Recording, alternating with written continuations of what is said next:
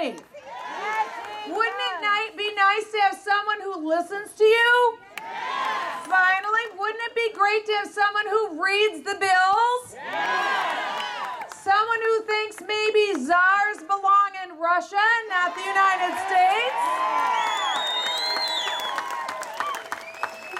Someone who thinks the #1 duty of NASA is not necessarily outreach to the Muslim community? We got that figured out. Well, I tell you, this guy has got it all. He did what so many Americans are doing all over this country. John Gomez got off the couch. He said, it's enough. I have had it with that guy who says he's representing me in Congress. He's not. I'm going to do something about it. And John Gomez is here, and you're here because we're going to take back our country.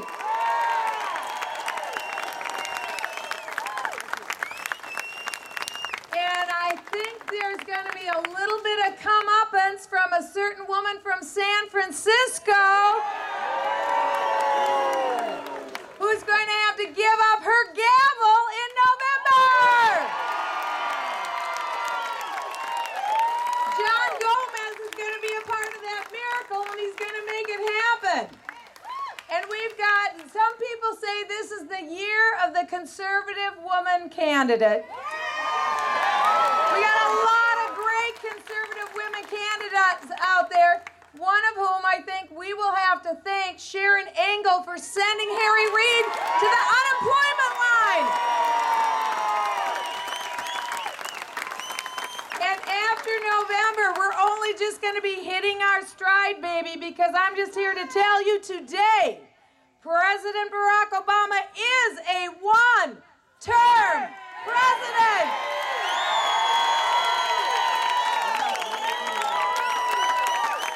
Hey, and that's New York speaking. I think it's pretty loud and clear. His numbers are dropping faster than cement in Long Island Sound. We got a lot going for us, but we can't take it for granted, can we?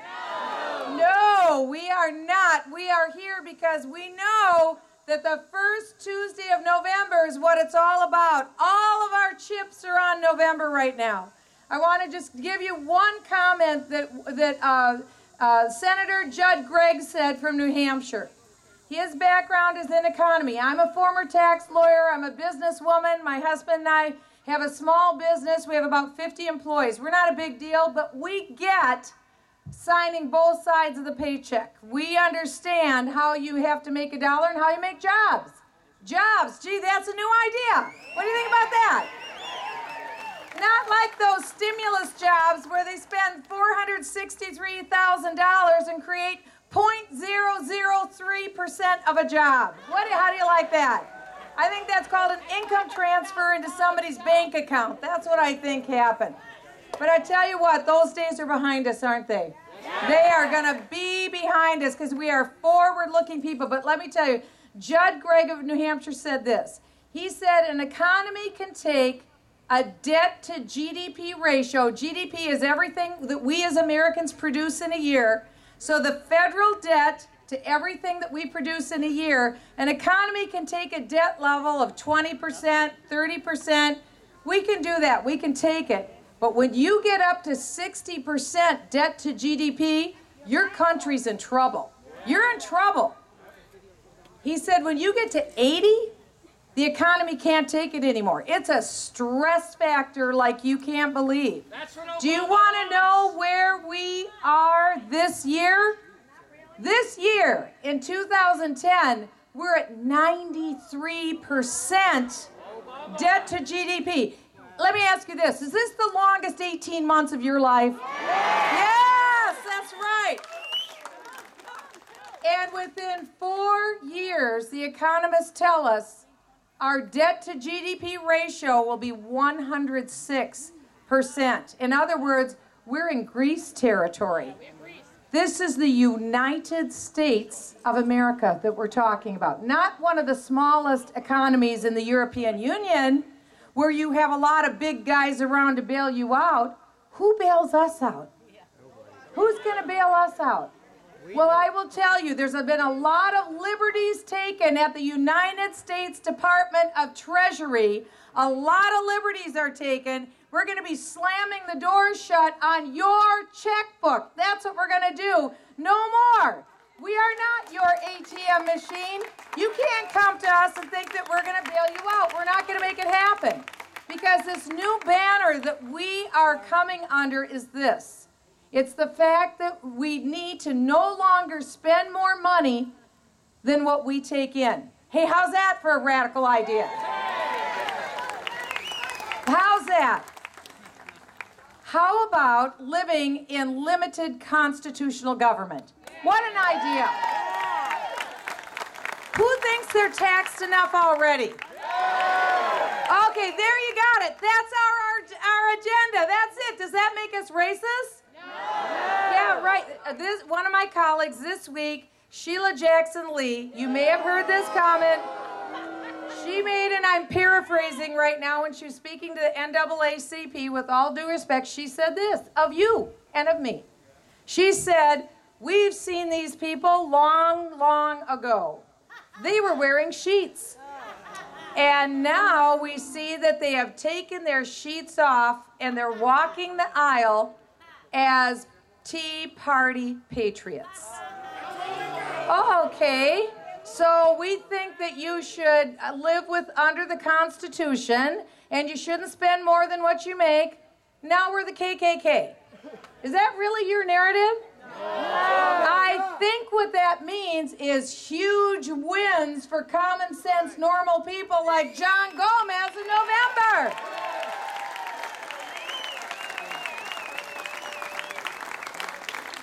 Because the narrative is not that normal, freedom-loving, God-fearing, patriotic Americans are extremists. The story is that the leadership in Washington, D.C. is so out of touch that they think that we are the ones who are extreme. This is unbelievable. Absolutely unbelievable. But John Gomez was willing again to get off the couch and to say to all of you, hey, I'm just a regular guy from Long Island. I know what it is to have to take care of my family. I love my family. I went to school here. I love this community. And I love this country too much to see it go down the tubes. Is that how you feel? It's how I feel. I love it. I thank you, our veterans, for what you have done for us. I thank you, our veterans. And I just want to close with this story to tell you what kind of country we are and the kind of man that a John Gomez is and the kind of leadership that he's going to bring to D.C. This is just a very quick story that's representative of the United States of America. It was 67 years ago today, 67 years ago, February 3rd, that we celebrated an anniversary of a historic moment that really says who we are as a country. It was World War II. It was 1943. It was the height of World War II, and we had no idea if another madman would prevail. His name was Adolf Hitler. We had no idea. We had Tojo in the Pacific. We had Adolf Hitler in the European theater, and we had no idea what the outcome of this effort would be. And so many, many young GIs, my uncles among them, signed up to serve their country because they love our country. They signed up, they went into battle, and there was a ship that left in this northeast part of the United States called the Dorchester. It left, and on February 3rd, it was 150 miles west of Greenland. And they got a radio call that said that they thought they were spotting German U-2 subs in the area, or U-2 boats and German subs in the area. And so the captain told the young GIs, 18, 19-year-old guys, hey guys, wear your uniforms and your life jackets when you go to bed. You never know what can happen. Well, they're 18, they're 19. It was hot down there. There's 902 of them on the ship. They took their life jackets off. They went to bed. And about 1 o'clock in the morning, a periscope broke through the water. And in the crosshairs of that periscope, the Nazis put the Dorchester and the Crosshairs. They fired one torpedo and then a second torpedo. The second torpedo hit the flank of the Dorchester dead on, and it was, because scores of young GIs were killed instantly in the explosion. It was chaos. The radio went out, the power went out, it was pandemonium. It was freezing out there on February 2nd. It was freezing. They were screaming. Kids had no idea what to do. But there were 4 chaplains under deck. And one was a Catholic priest named Father Washington. One was a rabbi named Rabbi Good. And there were 2 Protestant ministers, a Dutch Reformed and a Methodist pastor. And they took charge of those 902 boys. And they said, "Courage, boys, calm. We can do this. Upstairs, come on, guys, let's go." They were freezing, shaking in their skivvies. When I went up on deck where it was laden with ice because of the sea spray that had come on deck, most of them didn't have life jackets. The 4 chaplains found the storage chest on deck. They managed to get it open, and one by one they said, "Boys, come here." They handed out the life jackets. They literally strapped them on the shaking bodies of these young 18, 19-year-old guys. And they did that until there were more boys than there were life jackets.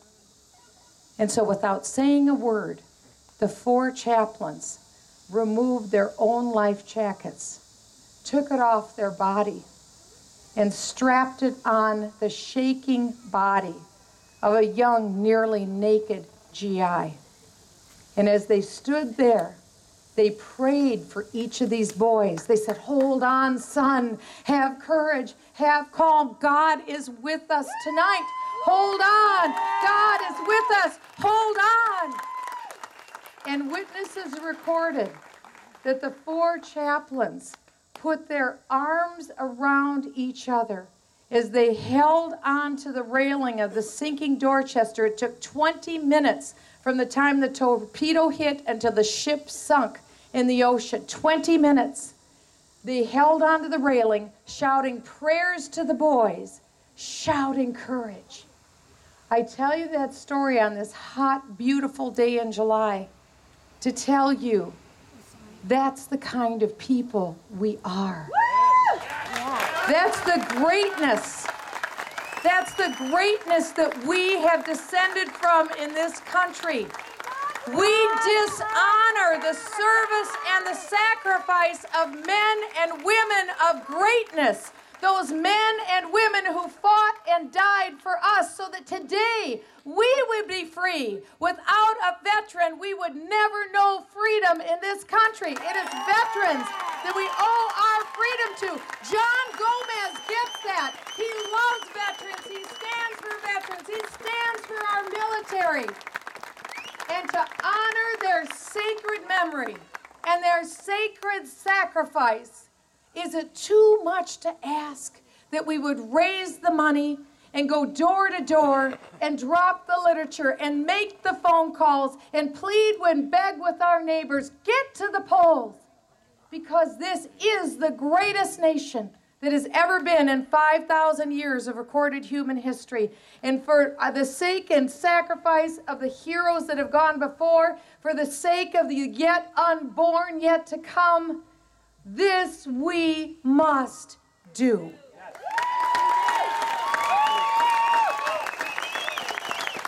And so I